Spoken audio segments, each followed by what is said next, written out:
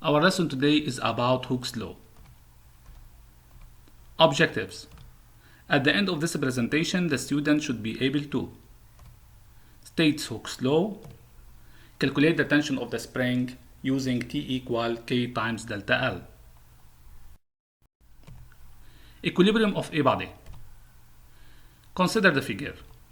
The forces acting on the body S suspended from the free end of the spring as shown in the figure are weight and tension.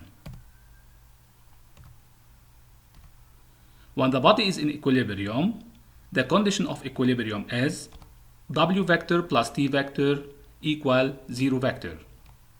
The sum of the forces is equal to 0. W vector equal minus T vector. The two forces have same line of action and opposite directions. W equal T. The two forces have the same magnitude. Elongation of the spring.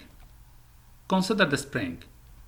The initial length of the spring is L0, which is the length of unloaded spring.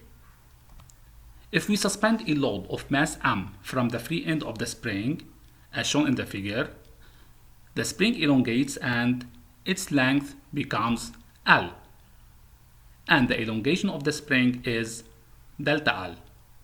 Then, L0 is the initial length of the spring, the length of unloaded spring.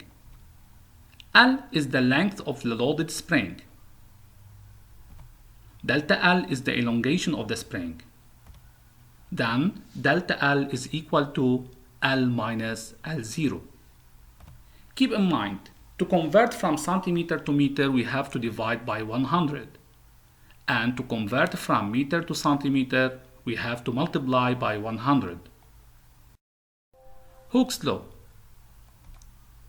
Consider the spring of length 20 centimeter.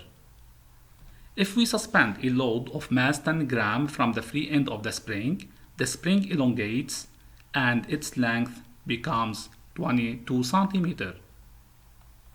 If we suspend a load of mass 20 gram, then the length of the spring becomes 24 centimeter.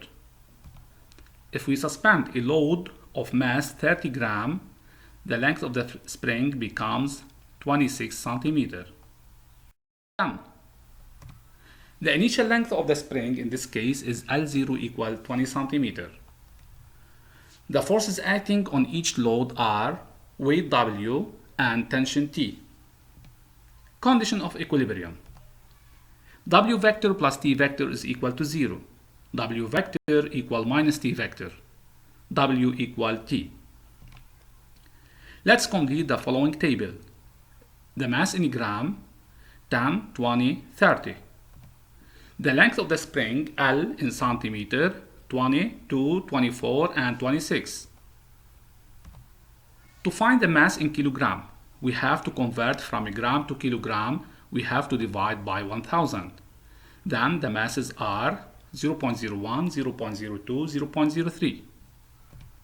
To find the length in meter, we have to convert from centimeter to meter and we have to divide by 100. Then the values of the length are 0.22, 0.24, and 0.26. Tension of the spring. To find the tension of the spring, since the body is in equilibrium, then T equal W, then T equal M times G. Then the values of the tension are 0.1, 0.2, and 0.3. The elongation of the spring in meter.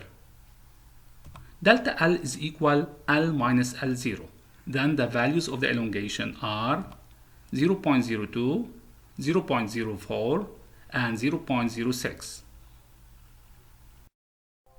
After completing the table, let's calculate T over delta L in Newton per meter, which is equal 5. We conclude that the tension of the spring is directly proportional to its elongation, and the proportionality constant is called the spring constant or physical constant or stiffness constant K, which is equal T over delta L in Newton per meter, which is equal 5 Newton per meter in this case. As a conclusion, The tension of the spring is directly proportional to its elongation.